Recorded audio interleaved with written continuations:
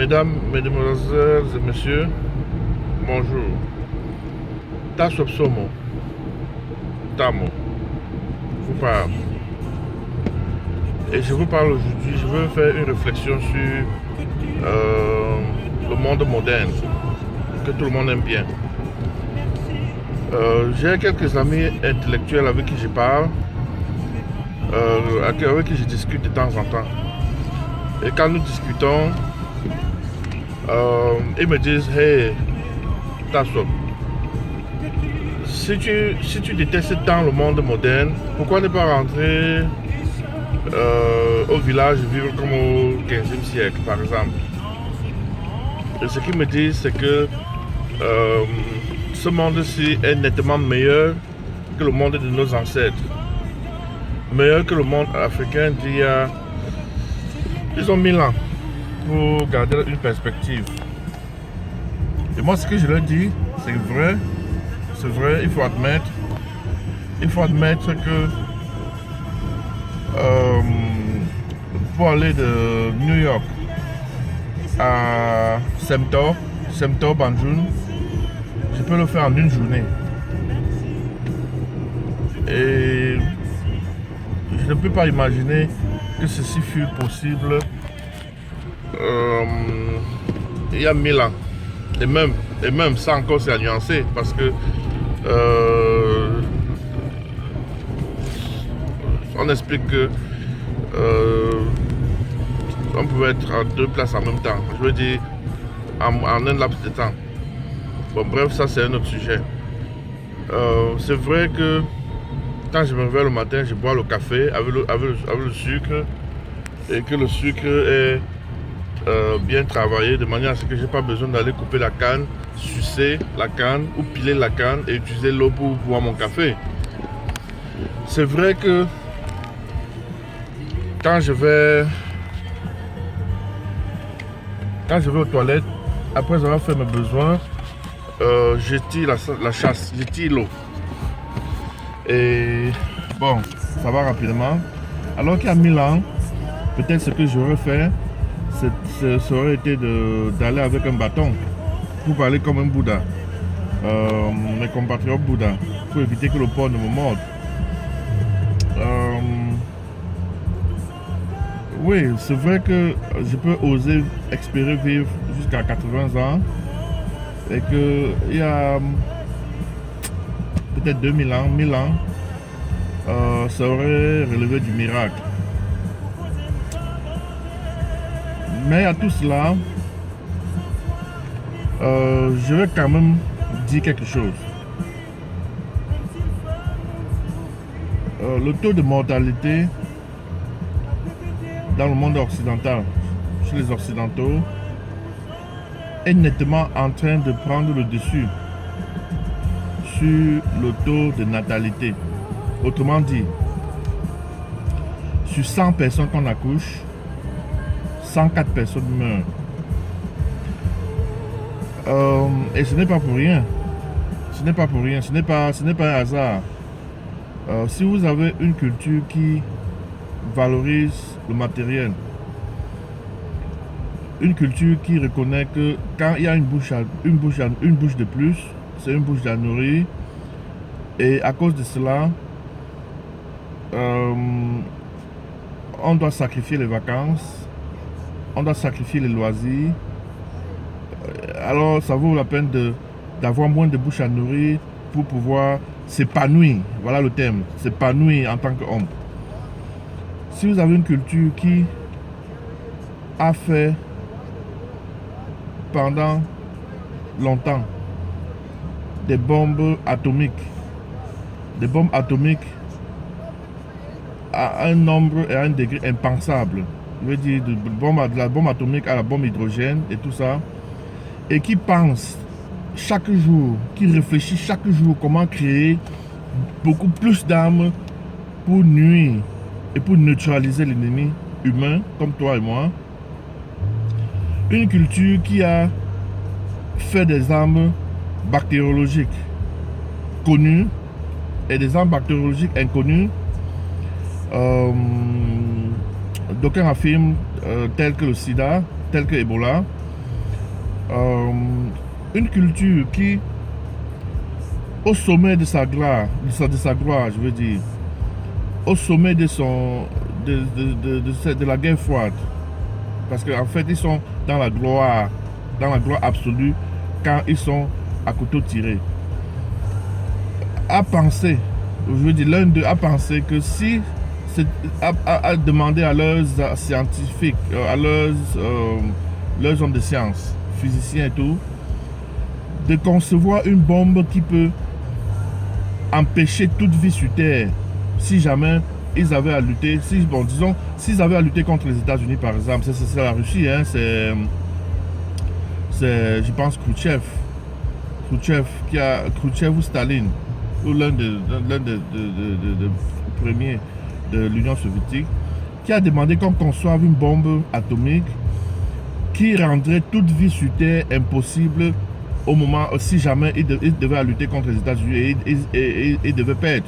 Donc si nous luttons contre les États-Unis et nous perdons, concevons-moi une bombe qui me permettrait, qui exploserait et empêcherait toute vie sur Terre. Ça veut dire si nous perdons, tout le monde perd. Une culture qui encourage des pratiques entre humains non procréatifs. Une culture qui, et ça c'est discutable, parce qu'il faut quand même reconnaître que ce n'est pas un cas absolu, qui reconnaît l'avortement. Ils appellent cela ici abortion, avortement de femmes, avortement dû à la volonté. Ça veut dire que la femme décide, je ne veux pas, elle avorte. Moi je suis pour quand même un certain style d'avortement, peut-être pour viol, peut-être pour sauver la vie de la mère, si c'est une grossesse qui dérange et tout ça.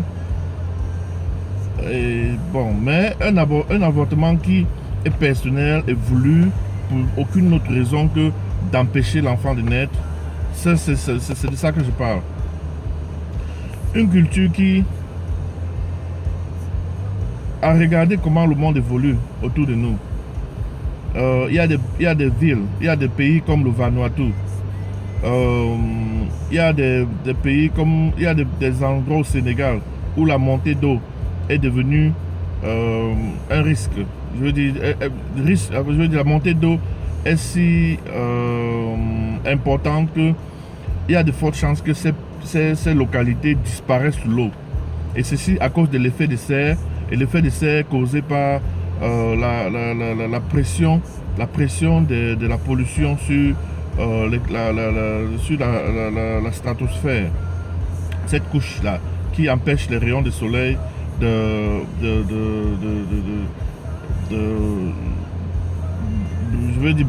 brûler tout ce qui est sur Terre. Alors au vu de tout ça, mes amis, j'ai peur de vraiment dire que le monde moderne, la civilisation dont nous parlons aujourd'hui, est une civilisation, c'est un peu du vivre heureux et mourir jeune. Parce que, voyez-vous, dans l'évolution de l'homme, je veux dire, il y a, disons, prenons 5 millions d'années, n'allons pas trop loin, 5 millions d'années, nous avons vécu quand même tout en pensant sérieusement que nous étions là pour rester, pas pour disparaître. Mais en 300 ans de pouvoir occidental, nous sommes arrivés à un moment de douter si ce n'était pas possible. On a commencé à envisager la disparition de l'homme, envisager comment est-ce qu'il serait possible, comment est-ce que la vie serait sans l'homme, la vie sur Terre serait sans l'homme.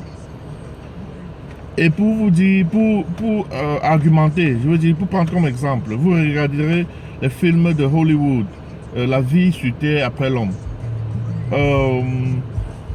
Les témoins de Jéhovah ont prédit à plusieurs reprises la fin du monde.